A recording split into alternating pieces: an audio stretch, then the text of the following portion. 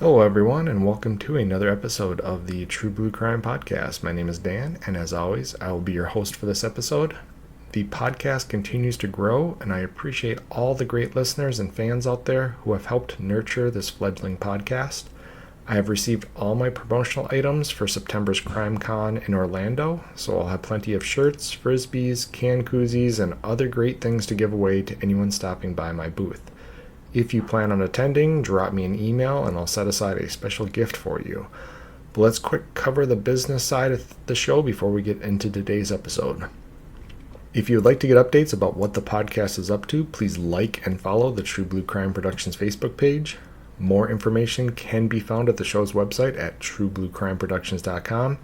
And if you'd like to email me directly, my email is truebluecrimeproductions@gmail.com. If you can, please support the show via Patreon and PayPal. Any donation level helps and will help ensure I can keep making free episodes of the podcast and expand on the podcast in the future. Any donations will receive a shout out in a future podcast and a thank you message from the host. And for no cost whatsoever, please rate and review the show on whatever platform you're listening to it on. Thanks so much, and without any further ado, let's dive into this episode of True Blue Crime. General George Custer became a name synonymous with defeat.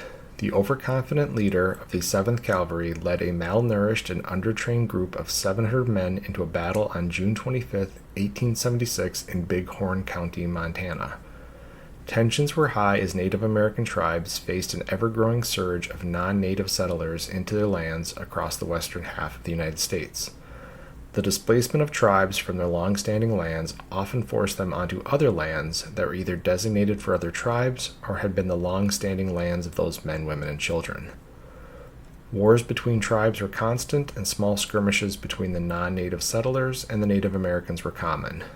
The time period between 1854 and 1890 is referred to as the Sioux Wars in history books, although Sioux refers to a single tribe and is actually a derogatory slang name given to Dakota Lakota people by the Ojibwe, a rival tribe.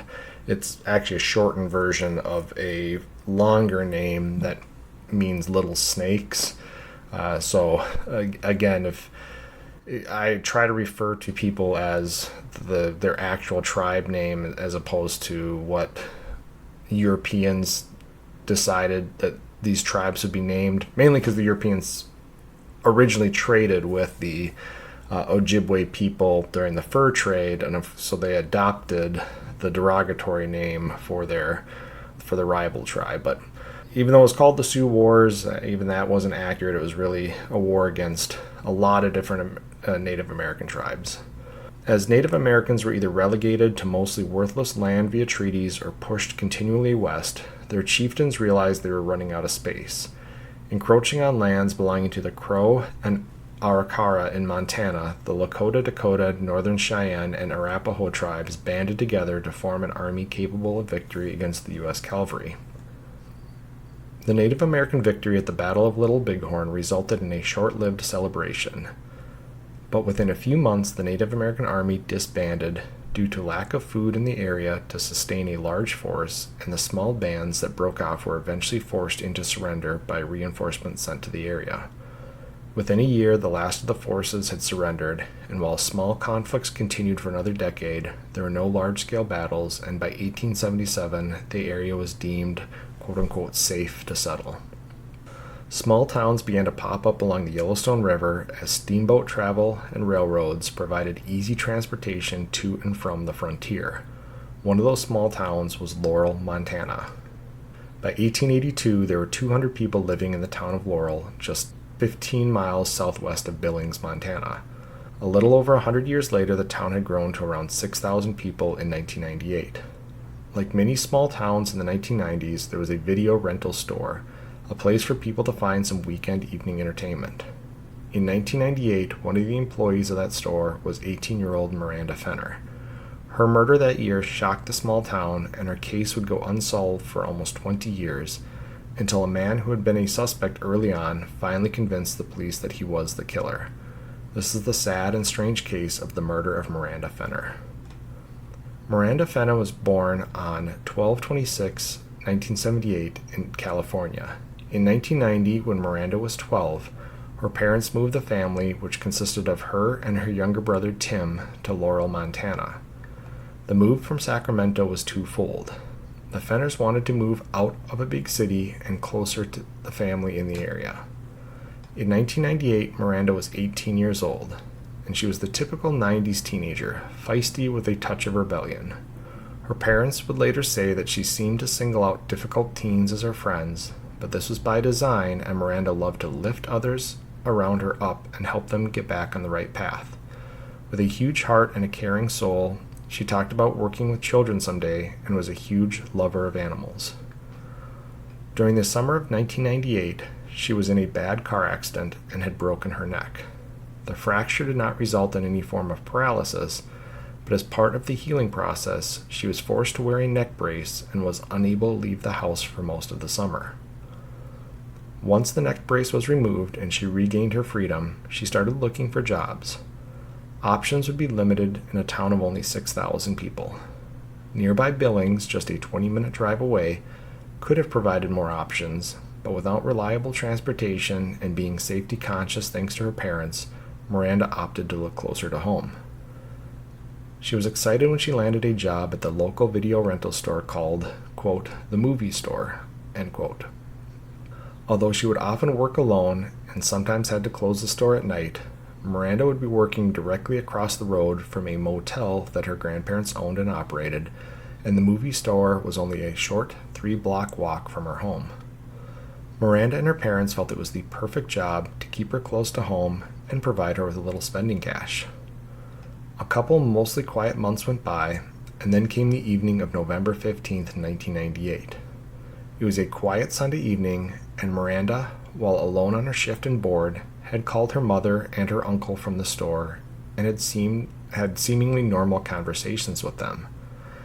But at 8:20 p.m., 2 fishermen coming home from a weekend trip noticed something strange about the store. Someone was laying out front by the store's front door, and as they got closer, the men saw it was a young woman covered in blood. They ran to her and started trying to help her, and one of them called 911 from the store phone to summon first responders. Police arrived within a few minutes and were tending to the critically wounded Miranda when her brother Tim started biking from his house to rent a video game from the store and to say hi to his sister. He didn't get far from his house before he could see the flashing lights and recognized they were at the store his sister worked at, so he turned back home and notified his father that something was going on at the store. Mike Fenner drove to the store just as officers advised him that Miranda was being airlifted to a hospital in Billings, Montana. Meanwhile, Miranda's grandmother called Sherry, Miranda's mother, to tell her what was happening across the street from the motel. Mike and Sherry drove to the hospital, beating the helicopter, and waited for word on their daughter's condition. As they waited, doctors worked frantically to save Miranda's life. Despite their best efforts, Miranda succumbed to her wounds during surgery, and the small town of Laurel had a homicide to solve and a killer to find. So, I like getting through the entire story without too much interruption. We can go back through and cover a few things. Obviously, this is a movie store, and if you didn't grow up or live as an adult during the 90s, I guess, these are the thing of legends that people talk about. The most common was Blockbuster, but if your city or town wasn't big enough to have a franchise movie store like a Blockbuster, they often would have these smaller movie selections. I know we talked in episode 1 about Jacob Wetterling biking to Tom Thumb with his brother and his friend to rent a movie because they didn't have school the next day. And then this, again, was something pretty common in the 80s and 90s. These movie stores, if the town was too small, it often was attached to, as just a section, I should say, of a gas station would have a video rental. Sometimes you'd have a part of a strip mall dedicated, a store in the strip mall that was a video rental store.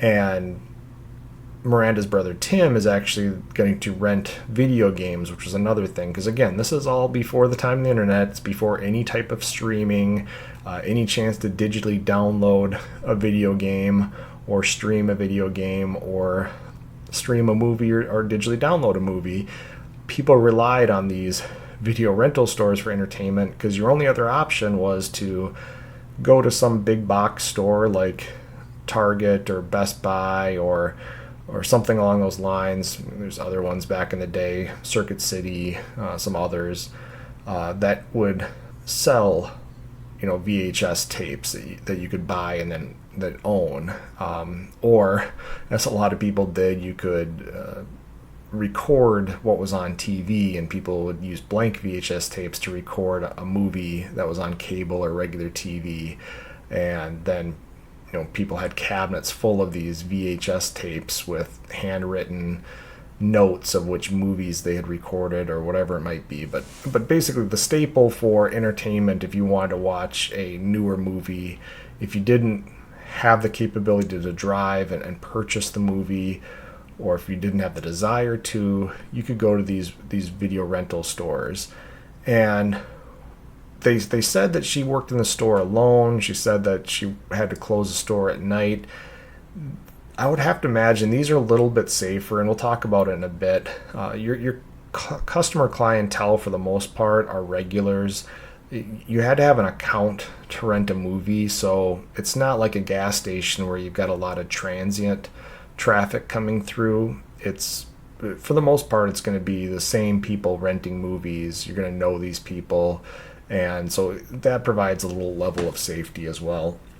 But unfortunately, this day, this November 15th, Miranda's working alone, and the police don't know the exact time of the attack, and this is because there's not going to be any security cameras. Again, she's going to be working alone.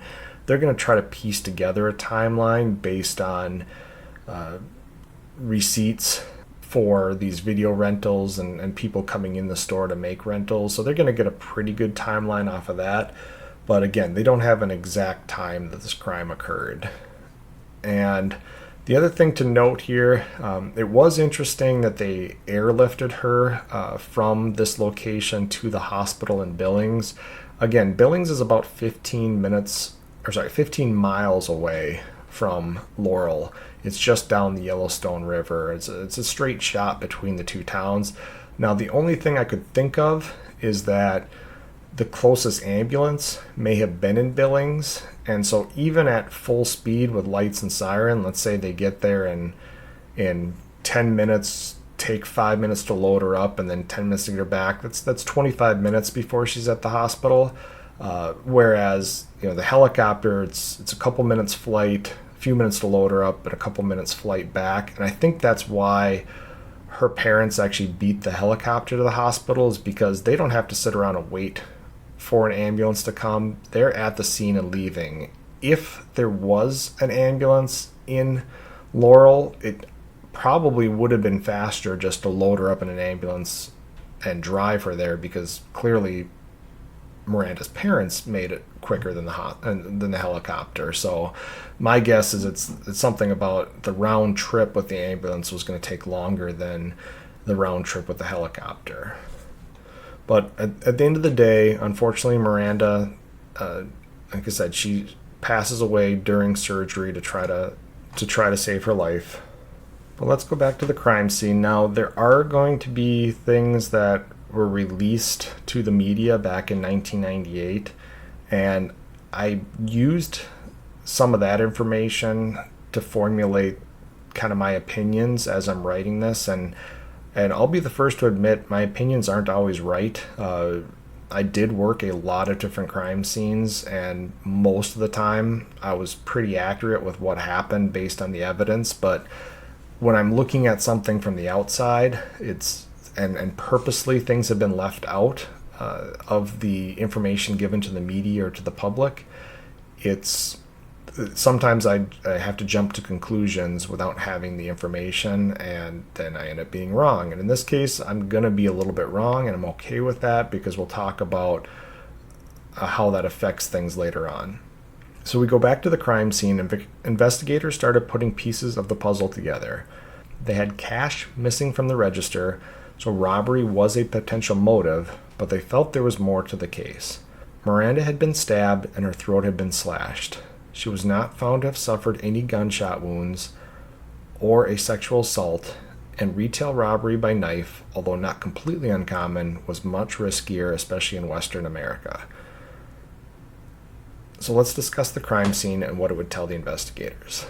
The crime scene and wounds sustained by Miranda suggest a knife attack with robbery as part of the crime. The attack would have occurred with no people other than the suspect in the store. The crime could have involved more than one person, but likely only one person attacked Miranda. And again, when I say the information we have at the time, the only witness to this crime is Miranda, and she's since passed away. And it was said when the 911 callers, the fishermen, found her, she was unconscious with a weak pulse, and then it said she never regained consciousness and eventually passed away. So it's not like in the few hours before she passed away, before she went into surgery, that she had time to tell police what happened. So all they have is the victim, the wounds the victim sustained, and the crime scene and the evidence at the crime scene. And they actually believed, based on the wound to Miranda's neck, that she had been shot in the neck because there was just a lot of blood and a really strange wound to her neck, which we'll get into later as well. So at first they actually did believe it was some type of a gunshot wound to the neck. And it was really strange because in the research it said that they didn't believe that robbery was the main motive. And I kind of took a step back and said, how could you not think that robbery is the main motive? You have a single employee of the store who's and there's parts of this crime scene again that weren't released to the public, and so I don't want to ruin too much of it. But what they did know, and maybe this was released or it wasn't, was that she had actually crawled from the back of the store to the front while wounded. And I'm sure, again, they could follow the blood trail from the back of the store to where she crawled out the front to try to get help. And so they know the attack on her actually occurred in the back room. So, again, as part of the crime scene, you have to figure one of two things. Either Miranda's up front at register, is robbed, brought to the back of the store where she's attacked, and then the suspect flees, or she was already in the back room doing something when the attack occurred and that the suspect attacked her and then grabbed cash. But there's going to be a couple things, again, not released about this crime scene until later that I think paint a better picture of what happened. Unfortunately, since we're not getting that in the beginning, again, I'm making a lot of assumptions or trying to read this crime scene by the information that was available. What we do know is a suspect or suspects, and again, we don't know if it's one or two. Sometimes robberies are conducted in pairs, but a knife attack on a person is usually a one-person style attack. It doesn't mean there wasn't another person there. Again, we're just assuming that only one person actually physically attacked Miranda. And the two likely suspects in this is someone who's local and would have known Miranda was working alone, or they were from Billings and possibly more transient in nature. I'll put a disclaimer on here. I'm not trying to talk down Billings, Montana. I took a trip out to Glacier National Park a couple years ago, and it was my first time driving through North Dakota and most of Montana. I'd been in Montana before, just around the Yellowstone area. On a trip I took to Yellowstone National Park, and the place I stayed in was just outside the park in the Montana side. So I had been in the state before, but just barely, probably a few miles into Montana and then a few miles back into the park. So barely touched more than a couple miles of the state. But on this trip out to Glacier, it was quickest, and I wanted to drive across North Dakota and then through Montana.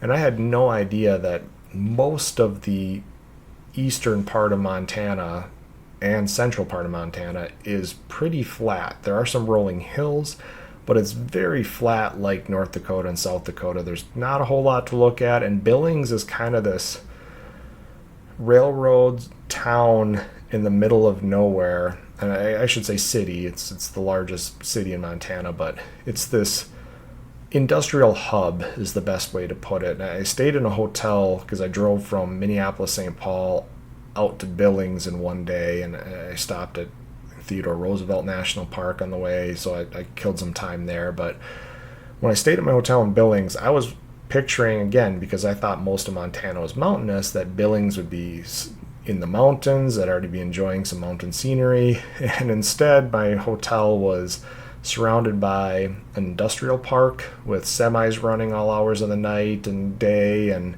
there's a big refinery in town as you pull in. So it was definitely not the picturesque Montana city. And again, I'm not saying that there aren't probably very nice places in Billings or around Billings, or some beautiful locations, some nice parts of Billings. I'm sure there are. I just happen to have a hotel in the middle of this industrial park, and I recognized really quickly that Billings is kind of one of those towns that probably attracts that more transient style crowd. I mean, first off, you've got a lot of semi-truck drivers coming in and out of there that are transient in nature by their job. You've got railroad workers, same thing. And then you've got kind of the blue-collar workers, the mechanics, the people working in the oil refineries, people working in the industrial thing, forklift operators, everything like that tend to be, these more trades style jobs. It just, those types of jobs are more transient in nature. They're people that might work for a couple years in the area and then move on to a new area of the country. So again, I think police had to theorize there's a chance that the murder could have occurred by somebody who was just transient to the area just because of the proximity to Billings. And this is just different than if you have a small town kind of in the middle of nowhere, Montana. I drove through plenty of those, especially on my way back through. I drove through northern Montana, and there were sections of roads where I wouldn't see another person for 20 or 30 miles, and just the random building here or there. If a murder occurs there, there's not a whole lot of reason for people to be transient through that area. They're likely more local. So police had to balance those two things out and try to decide what they were dealing with. And then you also look at Miranda's life. There's no mention in any sources of a current or past romantic relationship that may have had reason to be involved in the crime, because sometimes the retail aspect of it and the fact that they didn't think that robbery was the main motive, sometimes robbery or burglary is used as a cover for the main motive. So if she was targeted by a jealous ex or a current romantic relationship that had gone sour, some type of a domestic thing, sometimes those suspects, to distance themselves from the investigation, will stage it to look like it's a robbery and try to throw the police off. So I didn't see anything in these sources about her having been involved in any type of relationship that had recently ended.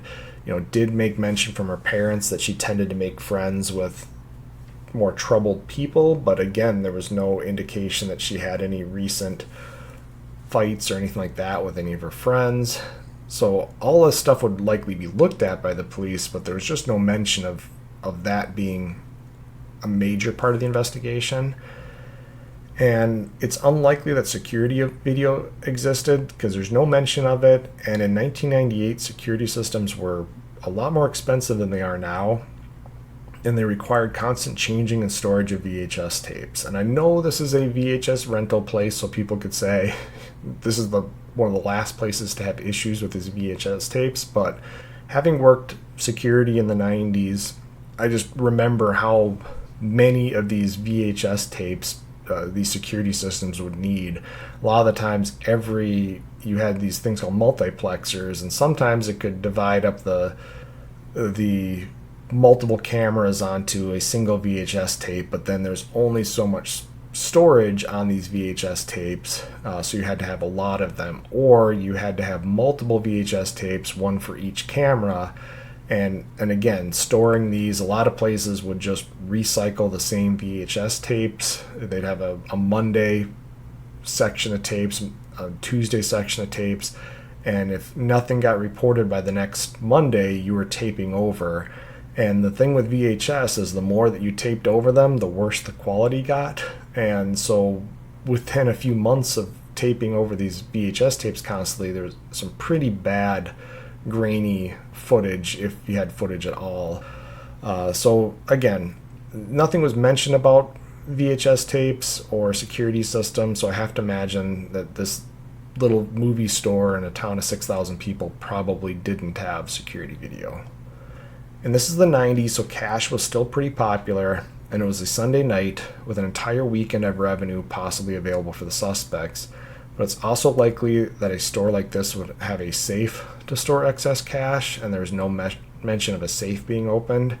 So most places even to today, most retail places, they only keep a certain amount of cash in the drawers so that if they do get robbed, or overnight if there's a burglary, they get hit for a limited amount throughout the day, or at least at the end of the shift before the retail places closed on Friday and Saturday nights. They would have done what's called the drop, where they would have taken out all the excess cash from the drawers and put them into a more secure location, like a safe that's concreted to the floor.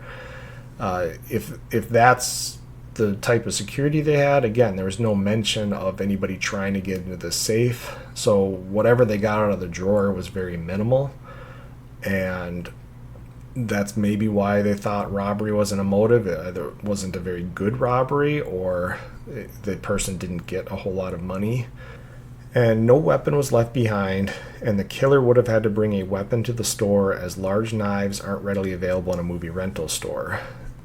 And this is when we see sometimes these home invasion robberies or burglary gone wrong, almost everybody has large knives in their kitchen.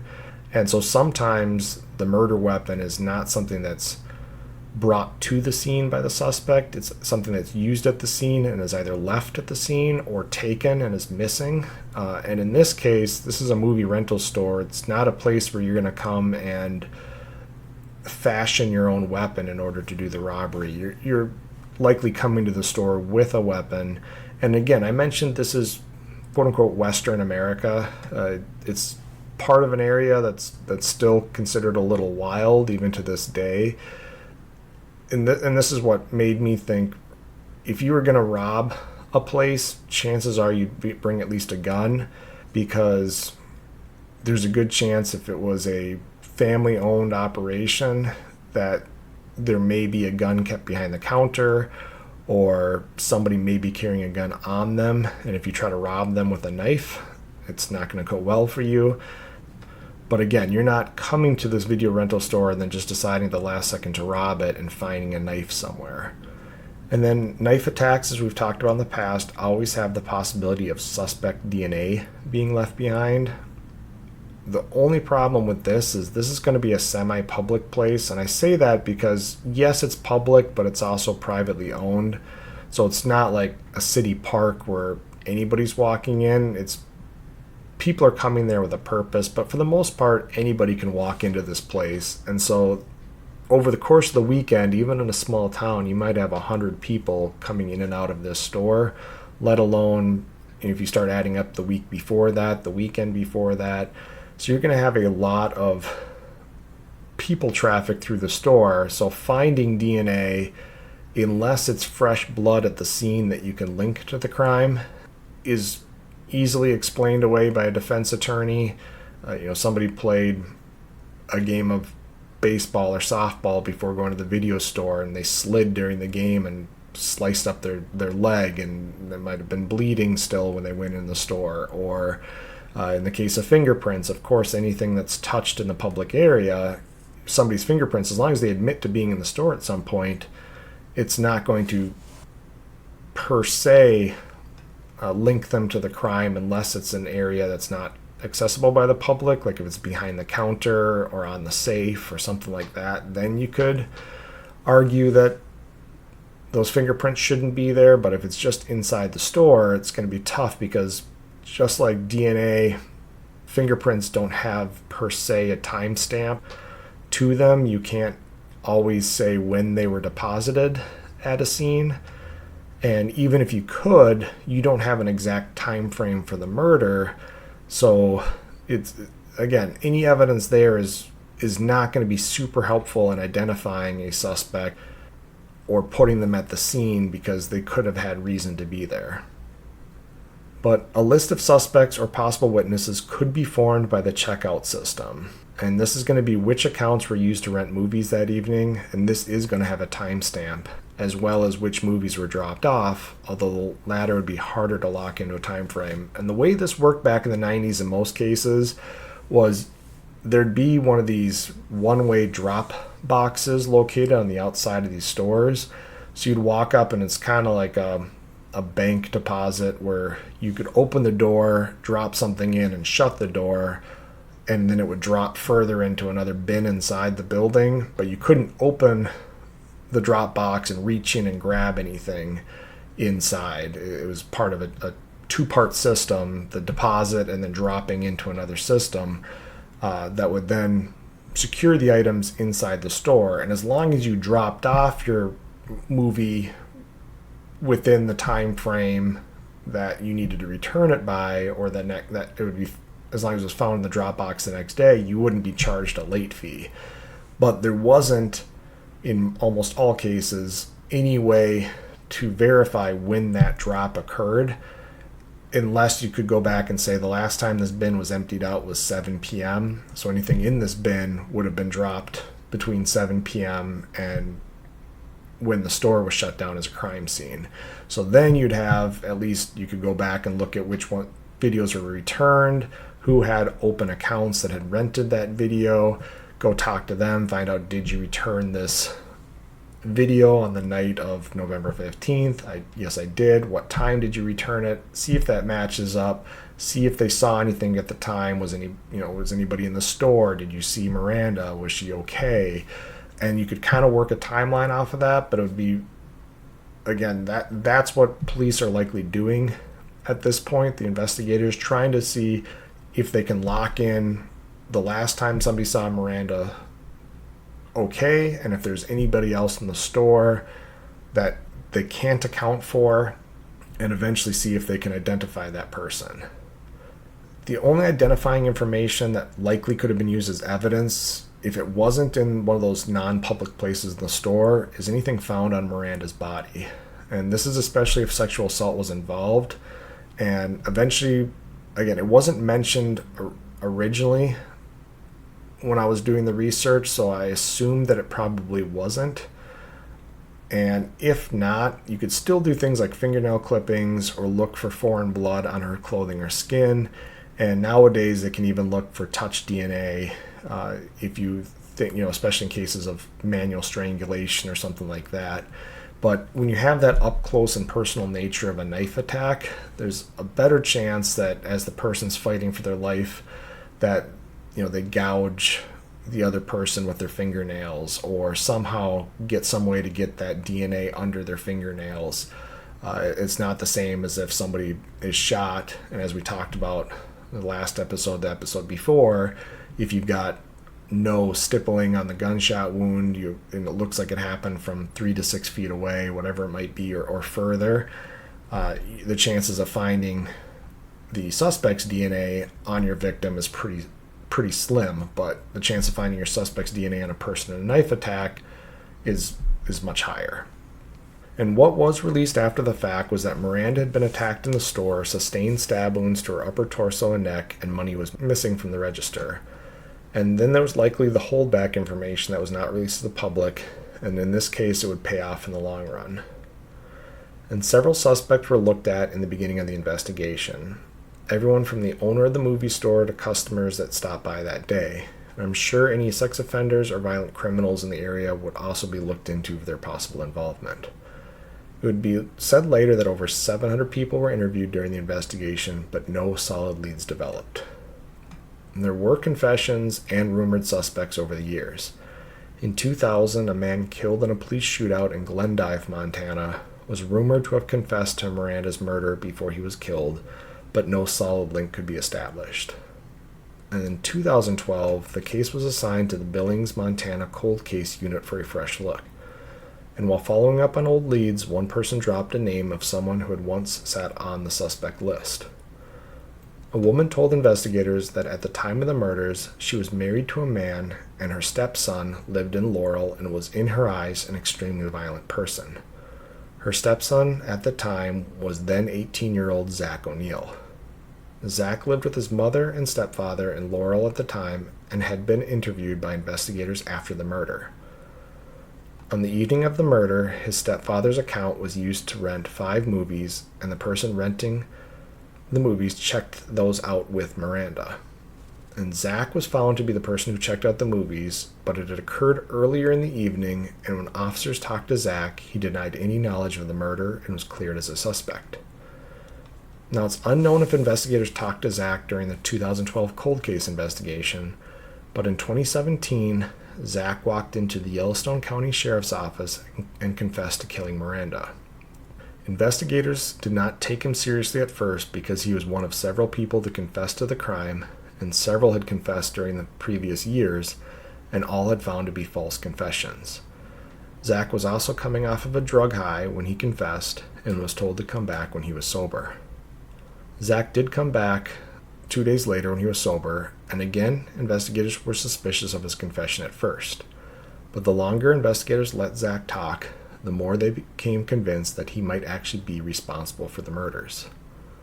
He had been ruled out as a suspect early on because rental information showed he had been in the movie store earlier that evening during a time Miranda was known to be alive and well and had completed a 5-movie rental transaction with her. There had been several other transactions after this, and therefore he was looked at and then ruled out as a suspect. What investigators in 1998 didn't know was that Zach returned to the movie store that evening. One of the 5 movies he had rented that evening was for himself. The other 4 were for his mother. His mother saw the 5 movies and realized the movie Zach had rented for himself was an adult film, and she told him he had to return it. Filled with anger, Zach drove back to the movie store to return the adult film, and on the way he decided to rob the store. Zach stated in 1998 he was in the middle of a meth addiction and had been committing burglaries and thefts to fund his meth habit. He admitted that he had smoked meth earlier that day, and he knew the lone worker at the store was an easy target for robbery. And we just have to go back to the Matthew Shepard case. It's kind of roughly the same area of the country. That was in Wyoming, but an area very similar to this area of Montana. And I guess I didn't realize it because I was in high school. I was almost graduated. I graduated in 99, but this is happening in 98. I was not one of those people to be involved in the drug scene, and I wasn't in law enforcement yet, so I guess I didn't realize how just big the meth epidemic was at that time. I mean, looking back now, covering some of these cases, I realize, especially in these small town, rural America, this meth addiction stuff was just devastating. And again, like I said, we saw it in the Matthew Shepard case. We've seen it in a couple other cases, and now we see it in this case where these oftentimes high school dropout, drug addict, no future type males that between 16 and 20 years old, they get hooked on a drug and they don't have a means for funding it through like a job or anything like that, so they revert to a life of crime. They revert to robberies that ultimately escalate to the point that they end up killing somebody to get enough money to get their next hit of the drug or whatever it might be. And again, it seems to be pervasive in this part of the country in 1998 or around that time frame as we're covering cases. And Zach would say upon arriving at the store, he waited for all the other customers to leave.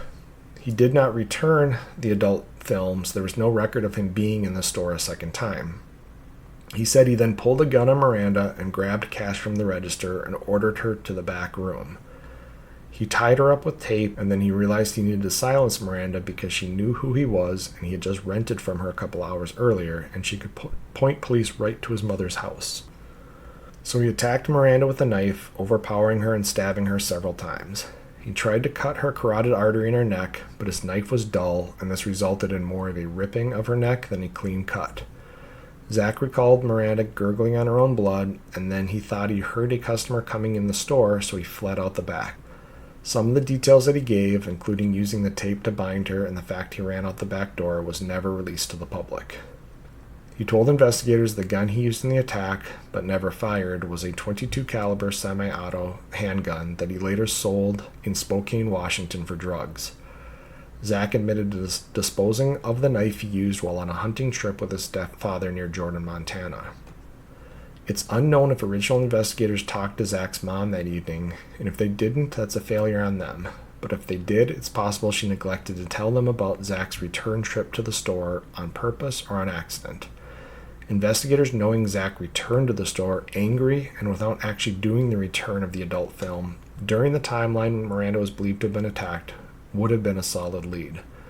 It was later reported that Zach's stepfather did tell a detective about his stepson's trip back to the store, but it appears nothing was done with that information. And it's always dangerous in a case like this to look back on the entire investigation. I don't know, or I guess we don't know, if this is true that Zach's stepfather did tell a detective, because in my mind, if I'm trying to rule somebody out as a suspect, and you've got this Zach, and I have to imagine he's not of the most upstanding character at this point in his life if he's on meth and committing all these crimes. And I don't know if police knew he was or not, but still, he fits your suspect profile. This definitely looks like a unorganized robbery style killing, likely done by somebody who has issues with losing control or whatever it might be. He's got anger issues, and everything's kind of lining up with Zach. And yes, I understand that on record you had him there well before the murder and Miranda was fine after he left. But if you later learn that he returned to that store and the only reason he returned was to return this adult film that his mother didn't want him to watch, and he doesn't actually follow through with the return, there's no record of him doing this return, because I'm assuming at the video store, if you returned a movie within a certain amount of time, you could get your money back, with the idea that you didn't watch it or you didn't like it or something along those lines. But there would have been something in the system saying this movie no longer is part of this rental agreement that we had with under Zach's stepfather's account. And so if you find out that he never returned the film, well then what did he do? Did he drive back to the store? If he did, what time? Did anybody see him there? He said he waited for customers to leave. Was he parked in his car and waited till everybody left? Would somebody have seen his vehicle? Again, this lead, in my mind, should have been followed up a lot more in 1998 if it's true that investigators were aware that Zach returned. But we can't fully go off what Zach's stepfather said. Maybe he said something that was just not as direct, that investigators didn't understand exactly what he was saying. And again, the interview, maybe they never even interviewed Zach's mother for her to be able to say, yes, Zach rented a movie from there, but I made him return it. Or maybe she covered for him. We don't know. There's definitely parts to this investigation we're not getting the full story on. But as investigators are listening to Zach, they're, again, that holdback information, there's likely going to be blood on this back door, which they know the suspect fled out the back door. It was not something they told the public, because until he confessed, even I didn't know whether the robbery occurred on the way, right as you walked into the store, or could he have tied her up, attacked her, and then grabbed cash on the way out? Well, police are pretty sure, based on evidence at the crime scene, that it was grab the cash first, force Miranda to the back, tie her up, attack her, and then leave out the back door. And this is also why they believe, the attack was done so haphazardly and there was no sexual assault, because I think they probably figured that the suspect may have been interrupted. But investigators felt that Zach divulged enough information only known to the killer to consider it a reliable confession. But Zach wasn't done confessing to just one crime. He felt he needed to clear his conscience, and he would end up confessing to several other crimes, including 3 sexual assaults and one that was nearly identical to Miranda's attack. Zach stated that on September 5th, 1998, he attacked a newspaper delivery woman and sexually assaulted her. Afraid of being identified by her, he slit her throat, and the victim pretended to be dead until Zach left. She was then able to summon help and survived her terrible ordeal. Investigators were able to get DNA from that assault, but until Zach's confession had not linked the crime to anyone. Investigators obtained a search warrant for Zach's DNA after his 2017 confession, and his profile matched the profile from the unsolved 1998 sexual assault and attempted homicide that he had confessed his involvement. Zach admitted to a couple more sexual assaults after 1998, but the only known victim of those assaults that could be linked to Zach via DNA had passed away in 2013. When asked why Zach was confessing to the crimes, he stated that his stepbrother had been killed in a fire in 2013, and recently the suspects had been brought to justice, and he felt Miranda's family deserved justice for what he had done. It took investigators and prosecutors 2 years to charge Zach, a time period that drew criticism from many who had already waited justice for almost 20 years. And attempts to justify the wait included ensuring the confession was real, and the fact that during the time Zach was awaiting charges, he was being incarcerated in Washington State on unrelated charges and wasn't set to be released until 2024. So I understand where the family's coming from on this. They've been waiting 20 years for somebody to be brought to justice and for them to get more answers about what happened to Miranda, why she was killed. And this is aggravating to know that police are so close to getting those answers, so close to bringing charges against somebody and there being either a plea agreement or a trial. And just every day you wake up hoping to hear that this guy's going to be arrested, and it takes 2 years. And so from the surviving family member standpoint and the victim of this terrible sexual assault in 1998, I can't imagine how difficult this would be to sit there and wait. But from law enforcement and the prosecution side, they want to make sure they have as solid of a case as they can before they bring charges, because again, you only get to take one shot at people for the most part. Double jeopardy prevents you from, if you screw up and they somehow get acquitted, from you putting them on trial again. So you want to make sure the case is as solid as possible, and in this case you're not worried about Zach running out there and committing more crimes, because he's right after he's confessed to these crimes. I don't know if he went out to Washington State and confessed to more crimes and they locked him up right away, but he was put into prison in Washington State shortly after this confession, and he wasn't set to be released until 2024. So it wasn't like they had, a ticking clock to bring charges on this guy, and they wanted to do it right. So it's that balance between bringing justice as quickly as possible, but also doing it right. So again, I don't blame the family for being upset with how long it took, but at the same time, I understand where the prosecution investigators are coming from, especially on a case that had so many false confessions.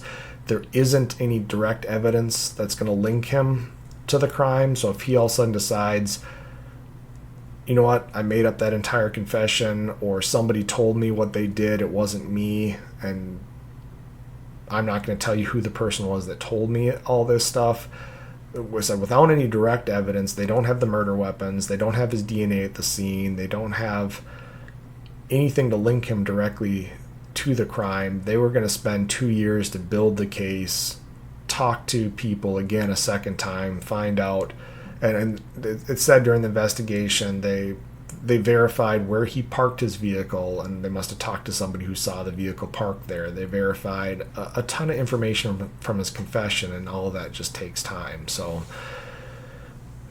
eventually, though, they did charge Zach with the homicide of Miranda Fenner, attempted homicide, and sexual assault for his attack on September 5th of 1998. Originally, he pled not guilty, which obviously is strange considering he was the one that did the confession, but maybe it was just something his lawyers told him to do while they worked out a better plea agreement for him, because eventually they would reach a plea agreement for the charges. So he pled guilty on July 22nd, 2019 on all charges, except they didn't charge him with the other sexual assault that he admitted to because the victim had passed away, and they already had him for the homicide, attempted homicide, and the other sexual assault. And the way that it ends up being charged, I don't think it would have made a difference in the end, at least in terms of punishment. So during sentencing on August 23rd, 2019, Miranda's family had a chance to speak. Her father told Zach that if he was the judge, Zach would be hanged to death. Mike Fenner also told Zach that God will deliver justice, and Mike would travel to hell just to see Zach suffering. And this makes me think that the family probably was also upset about the plea agreement. And I'm sure the prosecution probably explained to them that, hey, if he changes his mind in the middle of the trial and decides, he wants to recant his confession, we don't have him with any direct evidence, so he could actually beat a homicide charge against your daughter. So would you rather he take the homicide plea agreement and we get get to keep the confession in and we get to put him away for some time for your daughter's murder? Or do you want this thing to potentially go to trial and have him not face justice for it? And so I'm sure it was difficult for the family, and maybe they did agree to the plea agreement in the end and they were just speaking their mind at this trial. But it's pretty clear from the sentencing that Mike would have preferred that Zach be put to death. Now, as a part of the plea agreement, Zach was sentenced to 3 life sentences to run concurrent, which means he'll be eligible for parole in 2049, but due to his high-risk status, he will not be paroled as he is deemed not able to be rehabilitated. And so when you have these criminals, violent offenders, sexual offenders, they get ranked or given a level based on how likely it is that they are going to reoffend and how likely it is that rehabilitation could work for them. And just based on Zach's crimes that he pled guilty to and the terrible nature of how he killed Miranda and tried to kill this other woman that he sexually assaulted, the state deemed him the highest risk possible for reoffending, and basically stated no matter how long he sits in prison, he'll never be rehabilitated, he'll never be safe to be released. So it does seem kind of strange. I'm sure it was part of the plea agreement that he had a chance to see the outside world again, which is why these life sentences are running concurrent, which is why he's eligible for parole at some point. He did not get sentenced to life without parole or 3 consecutive life sentences. But my guess is that was part of the plea agreement, but it's unlikely he's going to go before any parole board that's going to read that he's a level 3 high risk and they're going to release him. And he is serving his time in a Montana correctional facility. But that is the case of Miranda Fenner. Thank you guys for listening. Stay tuned for future episodes and feel free to rate me at truebluecrimeproductions@gmail.com. You can also find me at True Blue Crime Productions on Facebook and support me via Patreon at True Blue Crime Productions. That's it for today, guys. Thanks for listening. Talk to you later. Goodbye.